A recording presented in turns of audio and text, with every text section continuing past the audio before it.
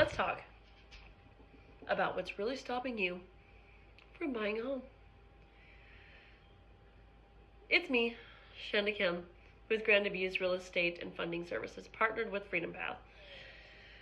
Today, I want to talk about the fears and objections that stop most people from buying. The ones you might never say out loud, but you definitely feel. I hear the same 3 objections constantly. Let me tell you, every single one of them has a solution. Every single one. You don't want your fears to become your tears. Objection 1, my credit isn't good enough. Most people think credit is a pass-fail score. It's not. Credit is a story, and stories can be rewritten. Freedom Path helps you understand what's hurting you, what can be fixed, what lenders actually look at, and how to raise your buying power. This is also where you build a credit plan that makes sense to you, because you can see everything in real time and really work through it. Now, your credit's like a garden.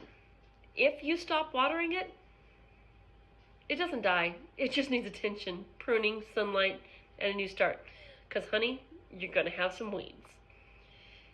Now, the other objection is, I don't have enough saved. There are so many programs available that most buyers never learn about.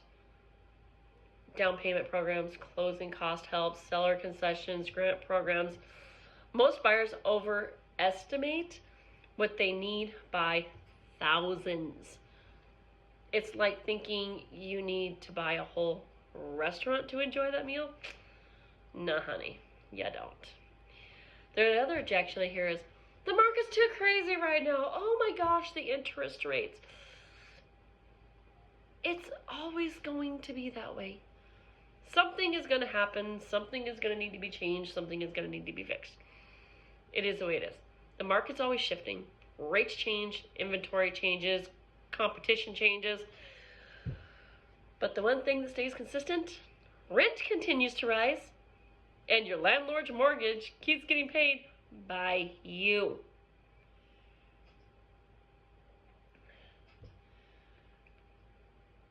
Let's talk about rate versus price. In home ownership, price is the total dollar amount paid by you for the house itself, while the rate, specifically the mortgage interest rate, is the cost of borrowing the money to finance that purchase, expressed as a percentage. The rate determines how much you pay in interest over time, significantly impacting both your monthly payments and your lifetime cost of the loan. Now, home price, the price of it, that's the market value of the property. The principal amount you borrow from the lender for the house. Now, there's different impacts on cost. Down payment. A higher price requires a larger down payment, typically aimed for 20% to avoid private mortgage insurance, but you know you don't need it. We've already talked about this. And this can be a significant upfront barrier for people, but there are options. Now look at your principal balance. The price directly determines your initial loan amount after the down payment, which is the base for all subsequent interest calculations. Then you also look at your equity. The price influences how quickly you build home equity, the portion of the home that you own outright. Some people think, ooh, $300,000 house. Ooh, I have $300,000 in equity. Nope, honey. You probably only have a few thousand in equity because that house is expensive. But it's doable. But another thing you can do is make one extra mortgage payment a year, and that will help you build equity in your home. Now, let's talk about mortgage interest rate.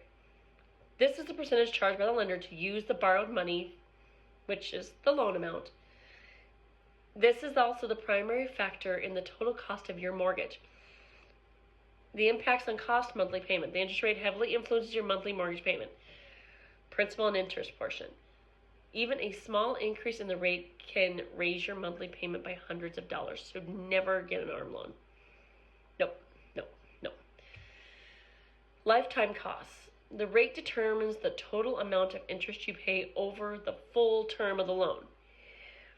A lower rate, even on a more expensive home, can sometimes result in less total interest paid over 30 years compared to a cheaper home with a much higher rate.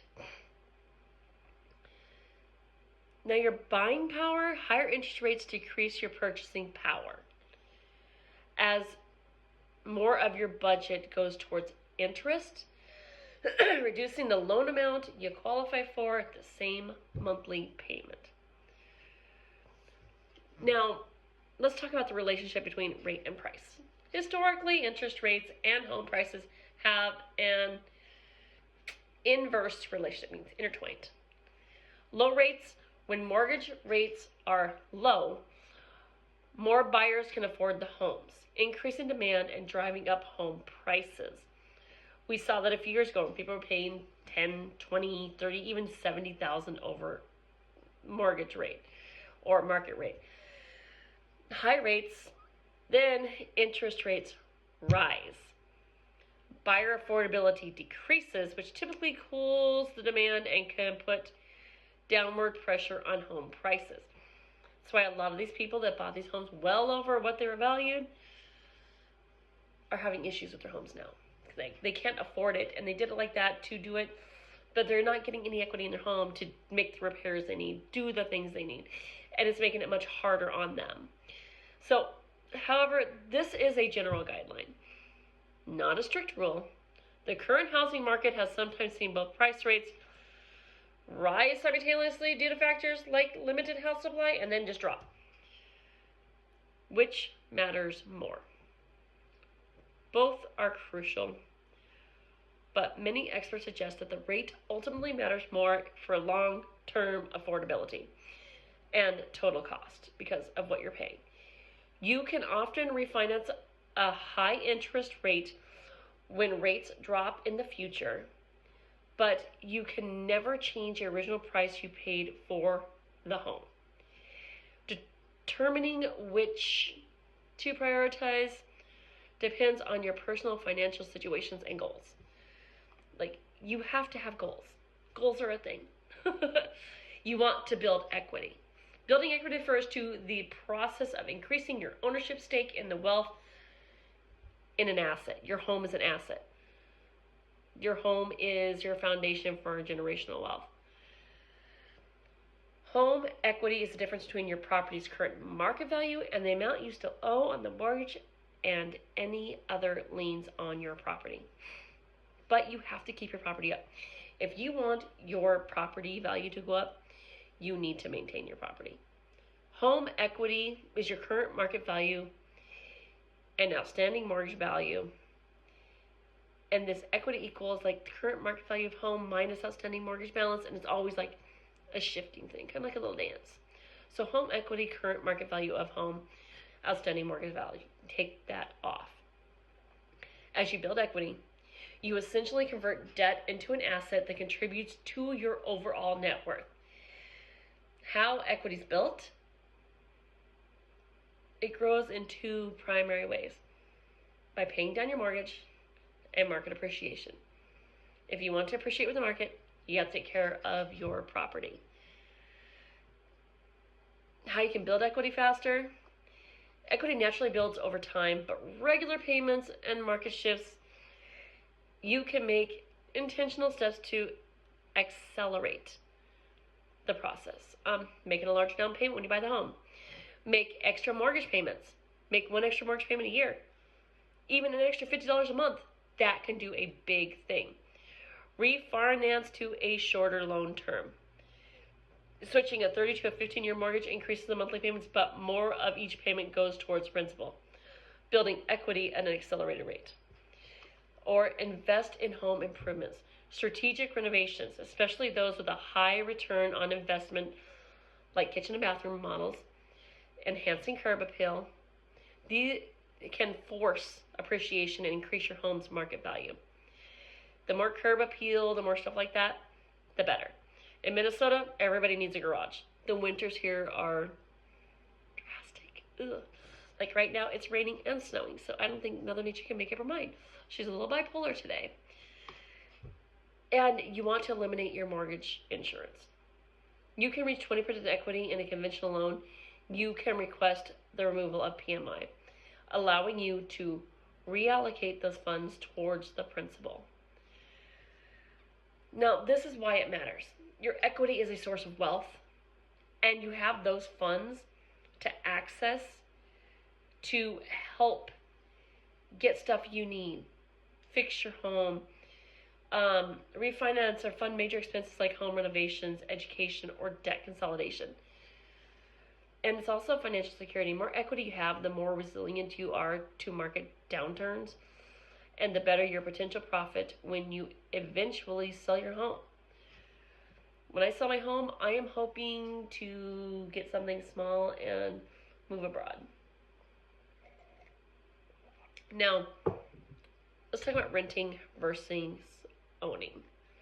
The cost comparison. Yeah, renting offers more flexibility and less upfront costs, but it doesn't build equity, and it puts you in the whim of the landlord.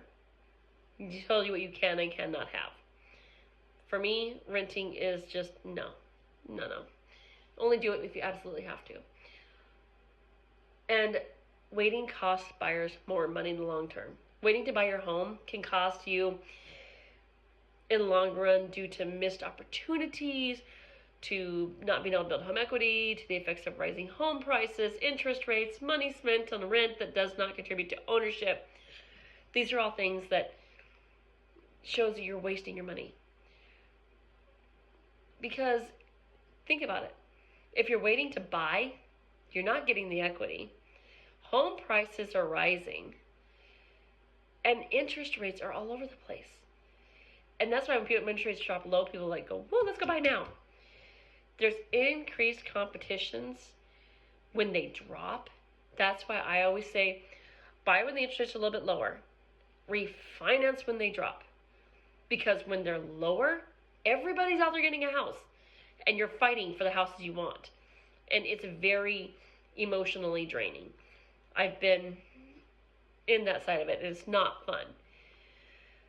Now, it costs you the opportunity of having that home you want because you waited for mortgage rates to go down. And it does. And then I know many people who actually regret that. And there is shrinking buyer power. As prices and interest rates raise, your ability to afford that same type of home diminishes. Again, this is why I built Grand Abuse and partnered with Freedom Path to help with the real estate and the credit side of it. I also partner with funding brokers, mortgage brokers, so that I know what they offer. I have a list of many of them. We will go through that, see what they offer, see what they can get, so this doesn't stop you. We try to get past the objections. I want to guide you to solutions. So I'll help you figure out the next step. Through my interview, we talk about everything. So be prepared. This is one step at a time, not the whole staircase. So when you're ready to work with someone who cares, you know how to find me. Have an amazing day.